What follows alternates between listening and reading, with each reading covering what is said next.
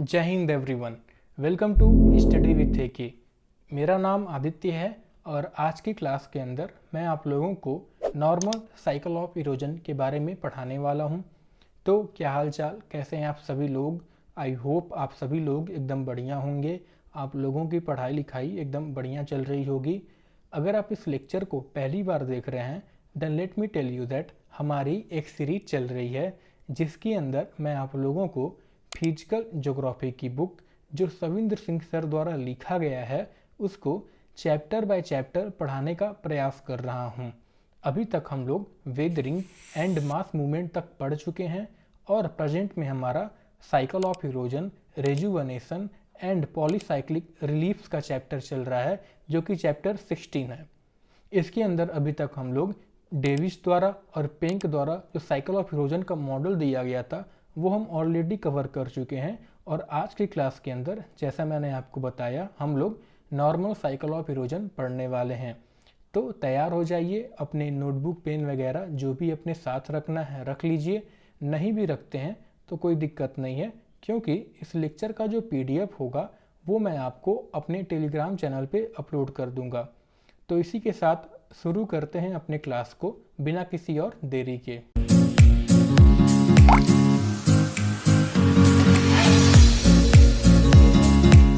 अगर मैं बात करूं नॉर्मल साइकिल ऑफ इरोजन का तो सबसे पहले आइए हम लोग ये जानने का प्रयास करते हैं कि साइकिल ऑफ इरोजन बेसिकली किसे कहते हैं।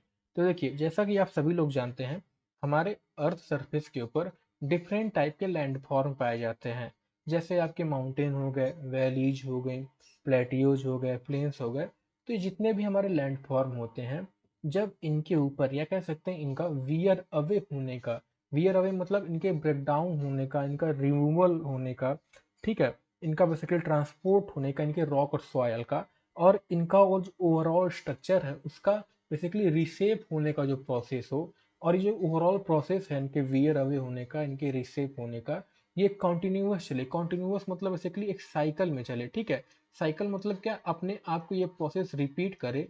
तो इस ओवरऑल प्रोसेस को हम क्या कहते हैं, बेसिकली साइकिल ऑफ इरोजन कहते हैं, ठीक है। अब ये साइकिल ऑफ इरोजन जो है आपका डिफरेंट बेसिकली नेचुरल फोर्सेज के द्वारा होता है। जैसे आपका वाटर हो गया, ठीक है, आपका एयर हो गया, ठीक है, आपके ग्लेशियर्स हो गए, आपकी ग्रेविटी हो गई, ठीक है। तो जब इन सब प्रोसेस में से जब साइकिल ऑफ इरोजन जो हो वो फ्लूवियल प्रोसेसेस के द्वारा हो, यानी क्या, रनिंग वाटर या रिवर्स के द्वारा हो, तो उसको हम क्या कहते हैं, नॉर्मल साइकिल ऑफ इरोजन कहते हैं।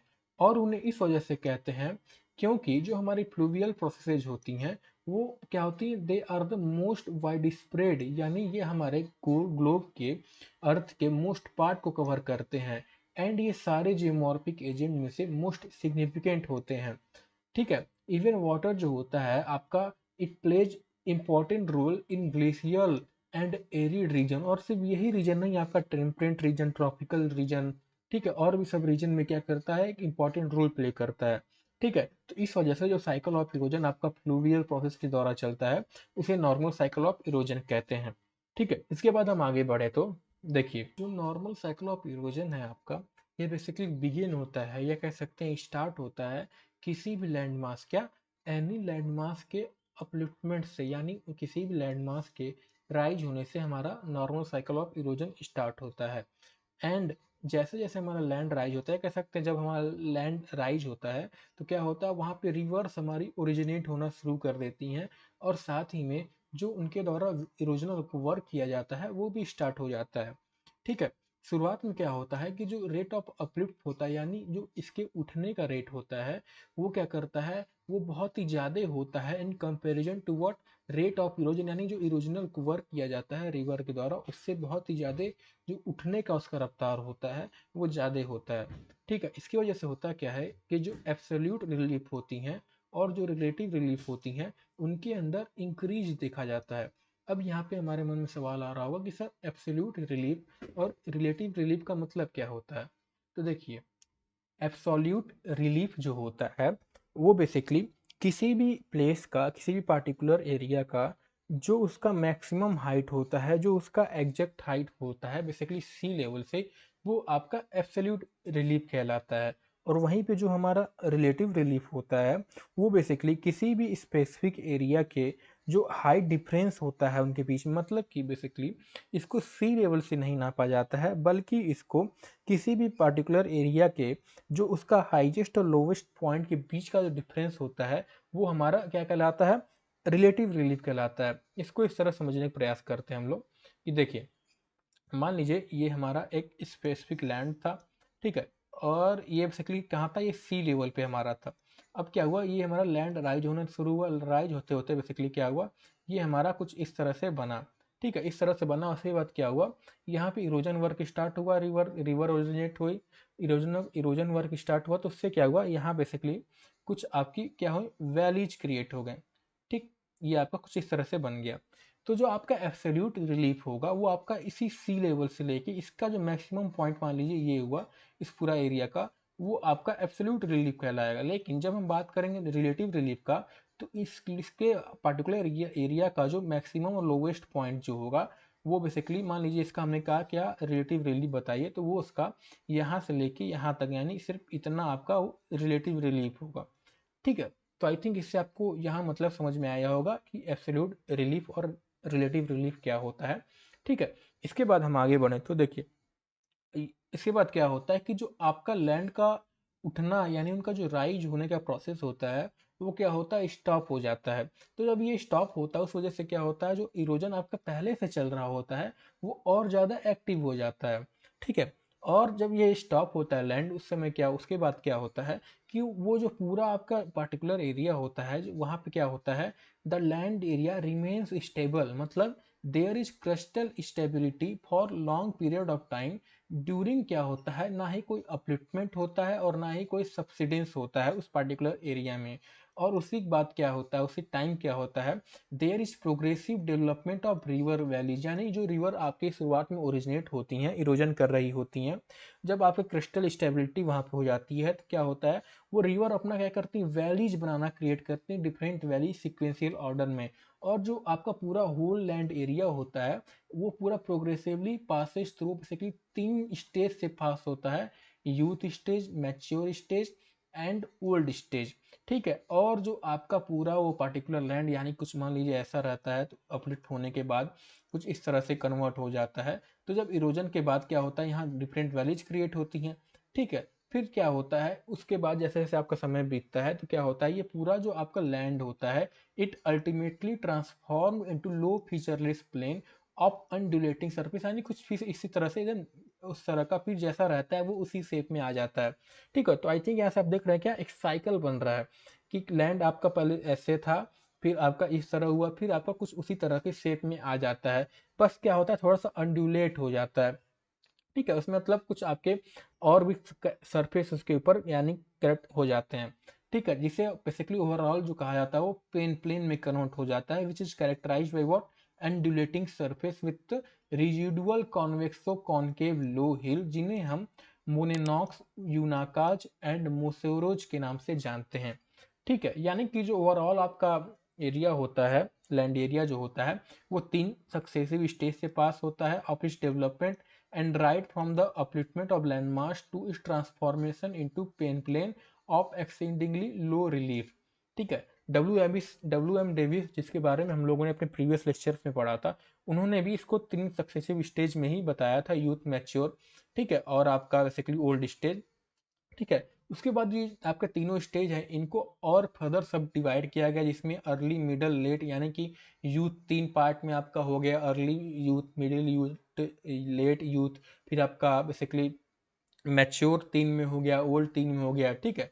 दस the landscape also become young, mature and old with the advancement of normal cycle of erosion, like landscape development through 3 successive stages, the development of river valleys what also passes through 3 successive stages of their development, and river also become young और youthful, mature river और old river, यानी जैसे आपका landscape development 3 stage से पास होता है वैसे river river valleys का भी डेवलपमेंट 3 स्टेज से पास होता है। और वहाँ उसको क्या कहा जाता है, रिवर्स को बेसिकली उस आधार पर यंग, मैच्योर रिवर्स या ओल्ड रिवर कहा जाता है, ठीक है। तो आइए हम इन 3 सक्सेसिव स्टेजेस के बारे में डिटेल में जानने का प्रयास करते हैं, सबसे पहले आता है क्या हमारा यूथफुल स्टेज। यूथफुल स्टेज जो होता है वो बेसिकली बिगिन होता है हमारा क्या, किसी भी लैंड एरिया के अपलिफ्ट होने से, जो जो बेसिकली क्या होता है, ड्यू टू एंडोजेनेटिक फोर्सेज होता है। तो जब ये हमारी लैंड का अपलिफ्टमेंट होता है तो वहाँ पे डिफरेंट हमारी कॉन्सिक्वेंट स्ट्रीम्स क्या होती हैं, ओरिजिनेट हो जाती हैं, जो क्या करती हैं, विच फॉलोज द रीजनल स्लोप, यानी वहाँ पे जो पहले स्लोप बना रहता है उसको ये फॉलो करके बहती हैं। ठीक है, शुरुआत में क्या होता है कि जो आपकी स्ट्रीम्स होती हैं इनकी जो नंबर या इनकी जो लंबाई होती है वो बहुत ही कम होती है, क्योंकि अभी भी ये क्या होती है, ओरिजिनेट हो रही होती हैं, तो इनकी नंबर कम होती है, इनकी लंबाई भी बेसिकली कम होती है। ठीक है, और क्या होता है कि very few tributaries of master consequent streams are originate, यानी कि जो मास्टर एक स्ट्रीम बह रही होती है उसकी कुछ ही ट्रिब्यूटरीज क्या होती हैं वहाँ पे ओरिजिनेट होती हैं। जो पूरा स्लोप होता है वो डोमिनेट होता है किससे, न्यूमरस रिल्स एंड गलीज से रेदर देन बिग स्ट्रीम।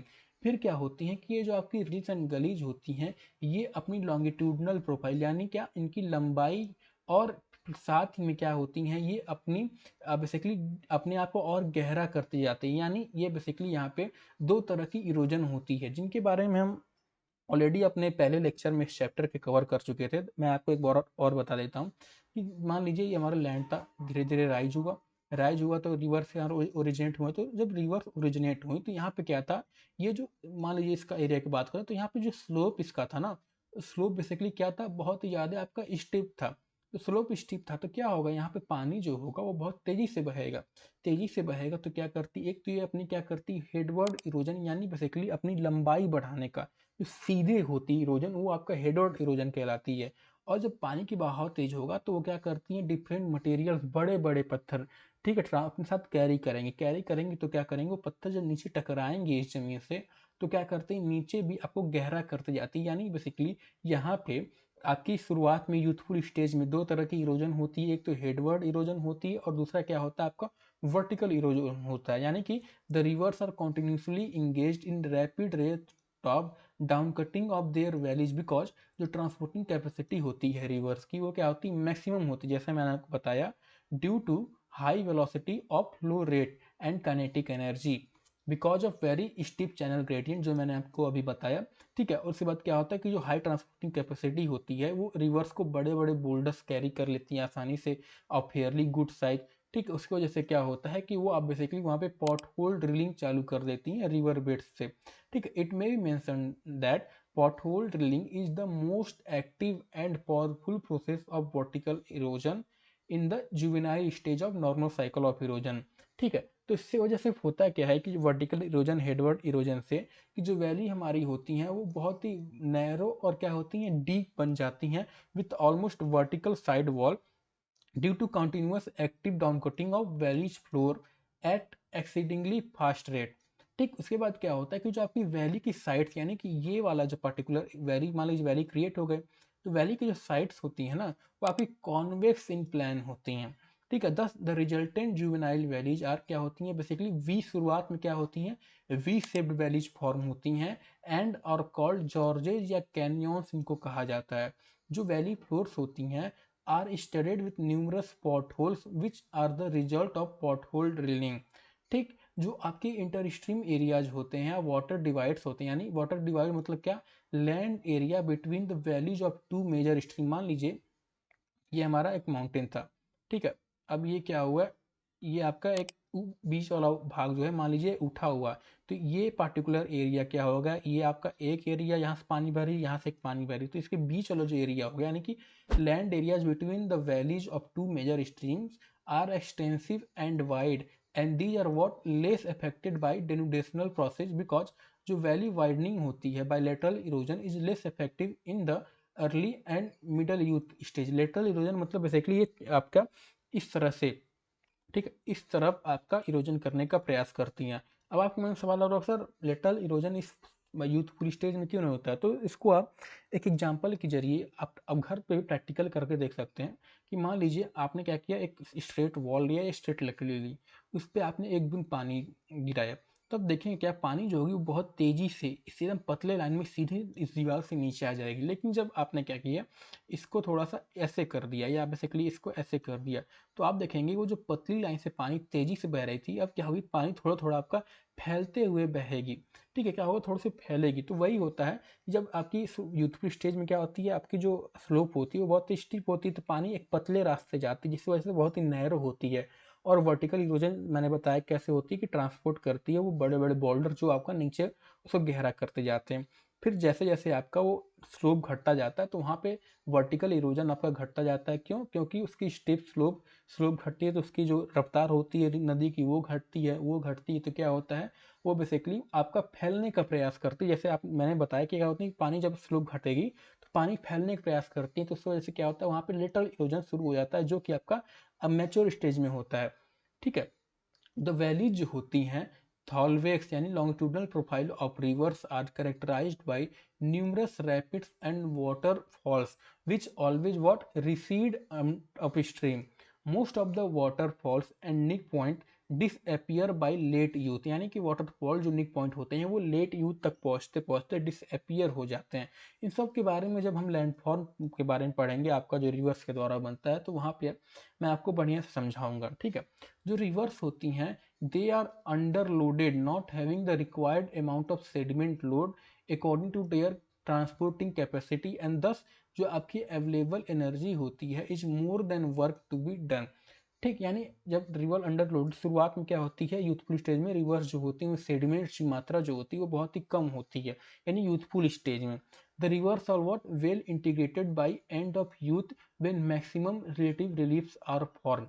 ठीक है? फिर जब आपका मैक्सिमम रिलेटिव रिलीफ फॉर्म हो जाता है तो रिवर्स जो होती हैं वो आपकी वेल इंटीग्रेटेड बन जाती हैं। ठीक, reverse capture is the most characteristic feature of the juvenile stage, यानी कि यूथफुल स्टेज के अंदर जो जो सबसे मोस्ट कैरेक्टरिस्टिक फीचर होता है वो आपका होता है क्या, river capture. Main river having steeper channel gradient and more volume of water capture smaller streams of relatively low channel gradient through headward erosion. ठीक है? रिवर कैप्चर का जो टॉपिक है उसको हम जब जैसे मैंने बताया जब लैंडफॉर्म के बारे में पढ़ेंगे तो वहाँ पे आपको मैं बढ़िया से समझ में आएगा। ठीक है? इसलिए मैं आपको यहाँ नहीं समझाना चाह रहा हूँ उस टॉपिक को। फिर आता है दूसरा क्या हमारा मैच्योर स्टेज। ठीक है? तो देखिए मैच्योर स्टेज में क्या होता है, जैसा मैंने यहाँ पे आपको बताया कि वर्टिकल इरोजन जो होता है आपका यूथफुल स्टेज में हो रहा होता है। तो ये आपका वर्टिकल इरोजन जो हो रहा था उसकी वजह से क्या होता है कि वहाँ सेडिमेंट्स आपकी हटती जाती हैं तो क्या होता है वहाँ का जो स्लोप होता है ना, अब क्या होता है वो आपका घटना शुरू कर देता है, वो डिक्रीज होना शुरू कर देता है। तो उस वजह से क्या होता है कि रिवर की जो आपकी बेसिकली फ्लो वेलोसिटी होती है वो क्या होती है घटना शुरू कर देती है, उसकी ट्रांसपोर्टिंग कैपेसिटी क्या होती है आपकी घटना शुरू कर देती है। उस वजह से क्या होता है कि ओवरऑल जो वर्टिकल इरोजन होता है वो आपका कम हो जाता है। और अभी मैंने आपको बताया था क्या कि जैसे जैसे आपका स्लोप घटता जाता है तो पानी क्या होता है आपका जब फैलने का प्रयास करता है तो उस वजह से क्या होता है कि वहाँ पे बेसिकली आपका लिटरल इरोजन जो होता है वो आपका बढ़ना शुरू कर देता है, यानी what consequently valley widening through active literal erosion dominates over valley incision through down cutting. जो आपका कॉन्वेक्स स्लोप होता है the convex slope of valley side is progressively transformed into uniform और rectilinear slope and the gorges and canyon characterized by deep and narrow valleys are replaced by broad and flat valleys। यानी कि जो convex slope हमने देखा था बनता है आपका, अब क्या होता है वो कॉन्वेक्स स्लोप बेसिकली आपका यूनिफॉर्म या बेसिकली रेक्टिलिनियर स्लोप में क्या होता है कन्वर्ट होना शुरू कर देता है। जिस वजह से क्या होता है कि जो यूथफुल स्टेज में आपकी जो जॉर्जेज या कैनियन जो बेसिकली वैलीज होती हैं आपकी डीप रहती हैं, गहरी रहती हैं, नैरो रहती हैं, अब क्या होती हैं वो आपकी ब्रॉड और फ्लैट वैलीज बनना शुरू कर देती हैं। ठीक है? इसके बाद क्या होता है कि जो आपका रिवर डिपॉजिट होता है जो आपका वर्टिकल इरोजन यानी कि पहले स्टेज में जो आपको वहाँ से इरोजन हो रहा होता है बिग बॉल्डर्स हो रहा होता है वो क्या होती हैं वो आपकी बेसिकली रफ्तार घटने से पानी की ट्रांसपोर्टिंग कैपेसिटी घटने से अब वो क्या होती हैं वो बेसिकली फुट हिल जोन से पहुँचते पहुँचते क्या होती हैं उनमें सडन डिक्रीज देखा जाता है। क्या देखा था उनमें सडन डिक्रीज देखा जाता है क्योंकि क्या होता है ट्रांसपोर्टिंग कैपेसिटी घट जाती है। तो ये क्या करते हैं ये मटेरियल क्या होते हैं वहाँ पे डिपॉजिट होना शुरू कर देते हैं। दीज मटेरियल डिपॉजिट होकर वो बेसिकली आपका एलुवियल फैंस या बेसिकली एलुवियल कोन्स बनाना शुरू कर देते हैं। ठीक, उसके बाद क्या होता है कि the gradual expansion of these fans and cones due to their continuous growth result in formation of extensive pediment plains, यानी कि जो आपके एलुवियल फैन होते हैं वो बाद में बढ़ते बढ़ते एलुवियल कोन्स जो होते हैं बढ़ते बढ़ते आपका पेडमेंट प्लेन्स में कन्वर्ट हो जाते हैं। ठीक है, उसके बाद क्या होता है, इंटर स्ट्रीम एरियाज और वाटर डिवाइड जो होती हैं आर कॉन्टिन्यूसली नैरोड। क्यों नैरो होती हैं? Due to back wasting caused by active lateral erosion and valley widening, क्योंकि वैली आपकी वाइड होना शुरू कर देती है, वैली आपकी चौड़ी होना शुरू कर देती है, जो बीच में दो वैली के बीच का जो वाटर डिवाइड होता है वो भी क्या होता है आपका, वो पतला होता जाता है। Thus inter stream areas are transform to what, narrow ridges. The major river erode down to its base level at sea level and become graded, यानी जो आपका ग्रेड ऐसे रहता है वो आपका क्या होता है एकदम ऐसे बन जाता है, वो अपना सी लेवल पहुंच जाती है। Thus the longitudinal profile of the master river become the profile of equilibrium wherein there is balance between available energy and the work to be done, that is balance between the transporting capacity and the total sediment load to be transported because, ठीक है, इसके बाद हम आगे बढ़ते हैं। Because of marked decrease in channel gradient rivers क्या करती हैं, rivers adopt sinuous courses and develop numerous meanders, and meanders के बारे में हम आने वाले लेक्चर्स में पढ़ेंगे, and loop in their courses. ठीक, एक्सटेंसिव फ्लड प्लेन्स क्या होती हैं, फॉर्म होना शुरू कर देते हैं due to sedimentation of alluvium. Rivers frequently change what, अपनी कोर्सेज बदलना शुरू कर देती हैं because of gentle two level slope, यानी जो पूरा खेल जो हो रहा है वो आपका स्लोप का ही है, स्लोप ज़्यादा ज़्यादा स्टीप रहता है। ठीक है, तो आपकी रिवर्स कुछ और तरह के बर्ताव करती हैं, उनका रफ्तार बड़ा होता है, वैलीज वहाँ दूसरी तरह की नैरो फॉर्म होती हैं।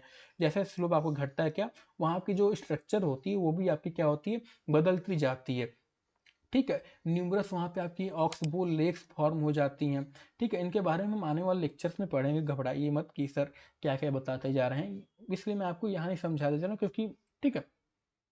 इसके बाद हम आगे बढ़ते, तो form due to straightening of highly meandering loop, deposition of sediment on either side of the river valley due to formation of natural levees. ठीक है, ये सब आपको जो नाम दे रखे हैं ये सब हम आने वाले लेक्चर्स में कवर करने वाले हैं।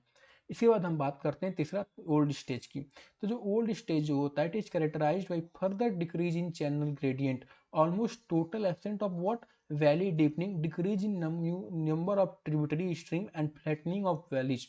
ट्रिब्यूटरी स्ट्रीम जो होती हैं they also attain the base level of erosion and are graded. Lateral erosion जो होती हैं और जो कॉन्सिक्वेंट बैकवास्टिंग हो रहा होता है eliminate most of the inter stream areas. Valley जो होती हैं वो और ब्रॉड एंड फैली फ्लैट हो जाती हैं, जिनके ऊपर क्या किया जाता है, कॉनकेव स्लोप पाया जाता है, यानी शुरुआत में जो कॉन्वेक्स स्लोप पाया जा रहा था वो बीच बेसिकली मिडल आप करें मैच्योर स्टेज में जो होती हैं वो आपकी यूनिफॉर्म हो जाती हैं, फिर ओल्ड स्टेज में क्या होती हैं वो कॉनकेव स्लोप में बदल जाती हैं।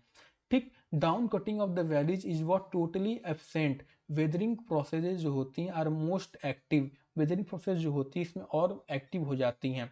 ठीक है, 10 लिटरल बेसिकली एक minute, thus lateral erosion, downwashing and weathering continuously degrade the land, resulting into gradual lowering of absolute altitude and water divides. ठीक है, जो आपके इंटर स्ट्रीम एरियाज होते हैं, जो आपकी वाटर डिवाइड्स होती हैं वो क्या होती हैं ओल्ड स्टेज में, वो और रिड्यूस हो जाती हैं, उनकी हाइट घट जाती है और बेसिकली लोलैंड में चेंज हो जाते हैं, पर उसके बावजूद भी क्या होते हैं वो अपने सराउंडिंग एरिया से ऊपर की तरफ उठे हुए होते हैं। जो ट्रांसपोर्टिंग कैपेसिटी होती है रिवर्स की इसमें बहुत ही मिनिमम हो जाती है, क्योंकि स्लोप आपका क्या होता है घट जाता है बहुत ही ज़्यादा। उस वजह से क्या होता है जो आपकी ट्रांसपोर्टिंग कैपेसिटी घटती, तो उसके कारण क्या होता है कि जो आपकी रिवर्स होती हैं वो बेसिकली ओवरलोडेड हो जाती हैं। क्या होती हैं, ओवरलोडेड लोडेड हो जाती हैं। कॉन्सिक्वेंटली क्या होता है, सेडिमेंटेशन जो होता है वो मोस्ट एक्टिव हो जाता है, क्योंकि अब जो उसमें बड़े बड़े बोल्डर्स होते हैं, जब नदी की रफ्तार घटती है तो वो अब कैरी नहीं कर पाती नदी से, तो क्या होता है इस स्टेज में सेडिमेंटेशन, यानी अब उसको एक वहाँ पे एक जगह डिपोजिट करना शुरू कर देती हैं। इस वजह से सेडिमेंटेशन जो होता है वो मोस्ट एक्टिव हो जाता है। यानी शुरुआत पहले स्टेज में सबसे ज़्यादा क्या होता है, यानी या यूथ वाले में, मान लीजिए ये हमारा कुछ इस तरह से बनता है, तो यूथ वाले में क्या होता है आपका इरोजन बहुत ही ज़्यादा हो रहा होता है। ठीक है, इरोजन मोस्ट ज़्यादा एक्टिव होता है, सेडिमेंटेशन तो कह सकते हैं रहता नहीं है। फिर इसमें क्या होता है, इरोजन आपका घटता है, सेडिमेंटेशन थोड़ा सा बढ़ता है। फिर यहाँ क्या होता है, इरोजन आपका पूरी तरह से तो नहीं खत्म हो जाता है, थोड़ा बहुत इरोजन तो हो रहा होता है, पर आपका मोस्टली जो होता है सेडिमेंटेशन यहाँ पे बढ़ जाता है। ठीक है, the river adopt highly meandering courses the extensive जो फ्लड प्लेन्स होती हैं with level to gentle slope, यानी जो स्लोप जो होती हैं वो बहुत स्टीप यानी एकदम खड़ी हुई स्लोप से दीवार की तरह से, वो क्या होती हैं 2 से 5 डिग्री तक ही रह जाती हैं। वेरी लो चैनल ग्रेडियंट क्या करती हैं, it make the river flow so sluggish that the main channel of the river जो होती हैं, जो मेन चैनल यानी जो मेन रिवर होती है वो आपकी न्यूमरस क्या होती हैं, डिवाइड हो जाती हैं डिस्ट्रीब्यूटरीज में। एंड दस द रिवर यानी शुरुआत में क्या होती है, मान लीजिए मेन रिवर हमारे जा रहे होते हैं, इसमें कई नदी आके बह रही होती हैं। अब जब ये ओल्ड सीजन पहुंचती है तो उस वजह से क्या होता है, इतनी नदी की रफ्तार घट जाती है, इतनी सेडिमेंटेशन होती है कि ये जो मेन रिवर होती है ना, यही आपका अलग अलग पार्ट में क्या होती है, डिवाइड हो जाती है। ठीक है, thus the river became what, more braided river हमारी बन जाती हैं। वैली साइड्स जो होते हैं वो are bordered by extensive natural levees which are also known as bluffs, which denotes what, the farthest limit of recurrent flood of the concerned river। ठीक है, अब क्या होता है कि जो आपकी पूरी रिवर्स होती हैं जिनकी रफ्तार और घटती जाती है because of low channel gradient, क्या होती हैं वो अब यहाँ पे मेरे माउथ पे क्या करती हैं, डेल्टा बनाना शुरू कर देती हैं। ठीक है, जैसे आपने रिवर गंगा के बारे में सुना होगा कि जब वो धीरे धीरे बे ऑफ बंगाल की तरफ बढ़ती हैं तो क्या होता है, वहाँ पे आप देखेंगे कि डेल्टा, सुंदरबन डेल्टा बहुत फेमस डेल्टा है, उसके बारे में आपने सुना हो, तो वहाँ पे रिवर्स डेल्टा वो बेसिकली फॉर्म करना शुरू कर देती हैं। ठीक है, एंटायर लैंडस्केप जो होता है, जो कि शुरुआत में माउंटेन की तरह होता है, बहुत ज़्यादा उसमें स्लोप होती है, वो क्या होता है आपका प्लेन में कन्वर्ट हो जाता है, और कुछ उसके ऊपर क्या होते हैं, कुछ फ्यू रिजिडुअल कॉन्वेक्सो कॉनकेव हिल पाए जाते हैं, जिन्हें बेसिकली क्या कहा जाता है, मोनेड नॉक्स कहा जाता है। ठीक है, जो होल लैंडस्केप होता है it is dominated by concave slope, minimum available energy both potential because of very low height, kinetic energy कम हो जाती है। ठीक है, as the whole area is characterised by featureless plain. ठीक है, जो आपका दिस आइडियल जो आपका नॉर्मल, ये बेसिकली क्या है, एक आइडियल कंडीशन बताया जाता है। This ideal normal cycle of erosion can pass through its all the three stages and the peneplain can be formed only when the region remain in standstill position for longer duration, यानी ये तभी possible है जब आपका जो वहाँ का पूरा रीजन का जो क्रिस्टल स्टेबिलिटी है वो आपका मेंटेन रहे। ठीक है, but the availability of such condition जो होता है इज ऑफ रिमोट पॉसिबिलिटी, क्योंकि हमारे जो अर्थ है वो जानते हैं टेक्टोनिक्स जो है हमेशा मूवमेंट में रहता है, हमारा अर्थ जो है वो बहुत ही अनस्टेबल रहता है। The plate tectonic have also revealed, जैसे मैंने बताया कि क्या, the plates are always mobile and hence long period of crustal stability is not possible. Thus, the smooth functioning and completion of normal cycle of erosion is often disturbed due to tectonic event and also due to climatic changes। ठीक, the disturbance in what normal cycle of erosion basically is caused by changes in sea level, either due to upliftment or subsidence of oceanic bottom, or due to glaciation and deglaciation during great ice age like carboniferous glaciation of Gondwana during Carboniferous period हो गया। ठीक है, आपकी Pleistocene glaciation हो गई of the northern hemisphere during Pleistocene period. ठीक, और भी सब रीजन के कारण। ठीक है, और ये जो आपका इंटरप्शन होता है, the interruption of normal cycle of erosion bye volcanic eruption जो होता है और क्लाइमेटिक चेंजेस के कारण होता है, उसे एक्सीडेंट कहा जाता है। यानी और सब तो अपना एक तरफ हो गया इंटरप्शन, और जो आपका बेसिकली वॉल्केनिक इरप्शन या क्लाइमेटिक चेंज की वजह से जब उसके साइकिल में बेसिकली इंटरप्शन आता है तो आपका एक्सीडेंट कहलाता है। The interruption caused by negative changes in base level, यानी कि lowering of base level, maximum limit of vertical erosion by river due to fall in sea level, यानी basically because of subsidence of oceanic floor and upliftment और land mass are called rejuvenation, यानी जब आपका oceanic floor का subsidence होता है या land mass का अपलिफ्टमेंट होता है तो उसे रिजुवेनेशन कहा जाता है, वो जब वो इंटरप्शन आता है। ठीक है, which means renewed vigour of erosive capacity of the river, जिससे क्या होता है जब आपका लैंड मास का अपलिफ्टमेंट हो जाता है तो क्या होता है, फिर आपकी स्लोप क्या होती है, बढ़ जाती है। स्लोप बढ़ जाती है तो क्या होता है, यानी कि आपका vigour erosive capacity of the river क्या होता है, रिन्यू हो जाता है। रेजुवेनेटेड रिवर्स क्या होते हैं, आर फिर आपकी क्या होती हैं, are again engaged in valley deepening at much faster rate and thus the cycle of erosion is driven back to youthful stage, यानी जब आपका स्लोप बढ़ जाता है तो क्या होता है आपका फिर वो क्या होती है यूथफुल स्टेज पे दोबारा आ जाती हैं।